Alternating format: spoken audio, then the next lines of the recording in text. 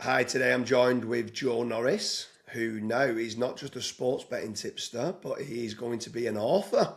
He's authoring a book called Life in the Day of a Sports Betting Tipster. So, Joe, the first question is why have you decided to write a book called Life in the Day of a Sports Betting Tipster? Yeah, so I thought it's a good chance, really, just to document the roller coaster that is betting.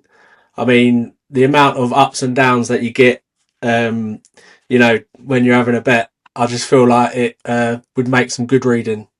Um, Obviously, there's some good aspects to it, like sort of like it's not all positive. It's not all sunshine and rainbows. You got to manage the losing streaks, and obviously your temperament is obviously massive.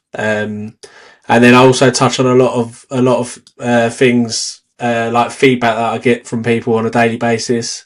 Um, Obviously, you sort of always see the negative comments more than the positive comments, and just how I sort of cope with it and how I get on with it. Really, yeah. Yeah, I mean, I think it's just humans in general when they're having a bit, let's say, of a losing streak, or they don't like a specific steak at a restaurant, they jump on straight away and giving it a 1 star review. Where you might have had a nice steak, and they very rarely go out the way to leave a 5 star review Yeah. at times. So I can see why the Twitter trolls and the internet trolls come out to see when you've had a few losers. Yeah. But just a few things about Joe Norris in general, who's authoring the book. So, sports betting, is this your full? It's just for people who's going to be looking to potentially buy the book, The Life in the Day of a Sports Betting Tipster. Is this your full time job? Yeah, of course. Yeah, I wouldn't be able to do it if it wasn't a full time job. I feel like it is an all or nothing thing. You can't treat betting as a part time thing. You've got to be fully invested, and obviously touching on the losing streaks and stuff. You've got to have a thick skin because at the end of the day, people are parting with their hard earned money. So if they do lose a bet, you've got to expect some negative feedback. It's just part of the game. Yeah, for sure. Now, obviously, you're providing daily horse racing tips and also football tips. So, for anyone who's watching this, like, what do you know about football? Have you played football before? Like, what makes you a professional gambler on, let's say, football specifically? Have you played it before the game? Yeah, so yeah, I was still playing up until a couple of years ago. Um, Not at an amazing level, but at a respectable level. Yeah, I would say like football was my early passion when I was younger, and then as I got older, racing sort of took over. But um, but yeah, played football for years, bet on football for years, watched football for years. Obviously a Chelsea fan, try and go to as many games as I can. But it's got harder with the kids and stuff. But yeah, no, it's you're all in or you're all out sort of thing. Like it's definitely time consuming. Do you support Chelsea to keep you, like, for stoicism, to, like, practice ill fortune? Because it must be a torture going watching them play football. Do you know what? I would normally give you stick back on this, but it has actually been depressing watching them recently. Just it's the style of football they're playing is just Yeah. awful. Yeah. And then what about horse racing? Have you always been into horse racing? Do you study the form for every race that you're providing tips for? Yeah, I would say from sort of when I finished school, really, like around sort of 16, I started getting into it, going to watch it, and then obviously, yeah, betting on it. And then it just became more and more regular. You sort of have your set big meetings that you go to every year, and then it just seemed to add to them each year. We're sort of going to more and more racing now. And then, so obviously you've got kids, and I'm going to be pretty harsh on this, right? And because I want you to swear down on your kids' life. Do you genuinely want the punters that follow your tips to win? Without a doubt, I wouldn't be doing what I'm doing if I didn't. Like that for me, that is like the key to it. Like when I get a message from someone and they say, I've backed your double today. You've won me sort of like 80, 90 quid off a tenner.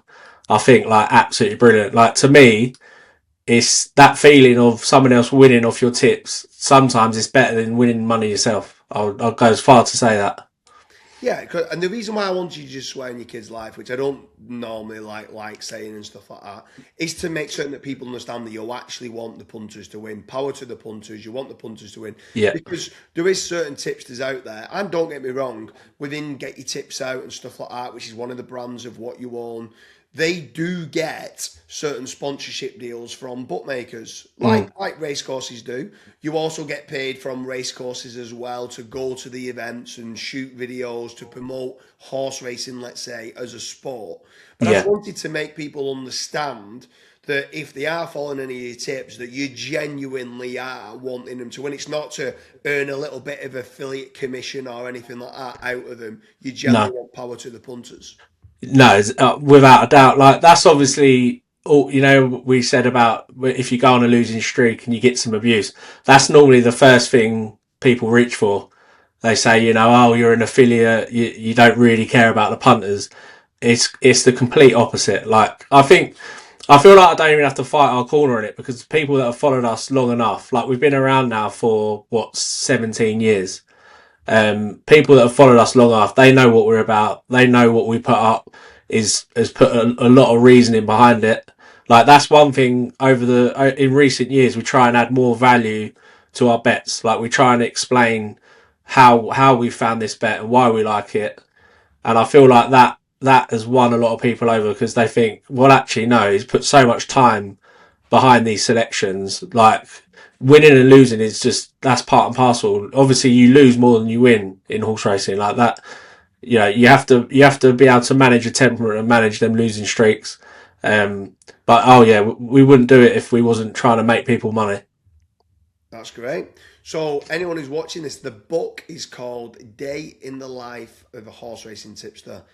As Joe said, it's certainly a roller coaster ride. I speak to him on a daily basis, and when some of them, especially that daily double has not come in, I'm Yeah. on to him as well. I'm like, bloody hell, Joe!